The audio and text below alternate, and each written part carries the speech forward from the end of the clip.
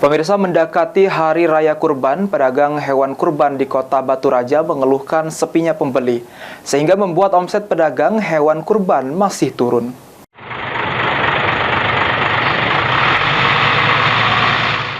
Mendekati Hari Raya Kurban, pedagang hewan kurban di Kota Batu Raja mengeluhkan sepinya pembeli. Para pedagang juga mengaku omset tahun ini jauh menurun dibanding tahun lalu, di mana biasanya mereka sudah banyak menerima pesanan hewan kurban dan baru diantar ke pembeli sehari jelang Lebaran. Menurut para pedagang, salah satu faktor turunnya omset penjualan hewan kurban yakni bersamaan dengan tahun ajaran baru sekolah. Masyarakat lebih cenderung menggunakan uang mereka untuk pembelian seragam dan peralatan sekolah serta pembayaran biaya masuk sekolah dan kuliah. Tahun ini ya agak mengalami penurunan.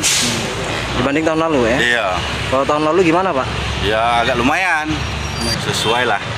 Masalahnya kan untuk tahun ini kurasa banyak anak-anak mau masuk sekolah, kuliah kan.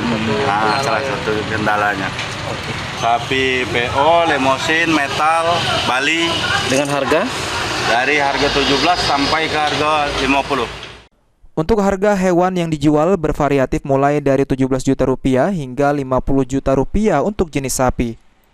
Sementara itu untuk kambing dijual mulai dengan harga 2,5 juta rupiah hingga 15 juta rupiah. Para pedagang ini memprediksi pembelian hewan kurban bisa meningkat sepekan jelang Idul Adha nanti. Ari Pranika, PAL TV.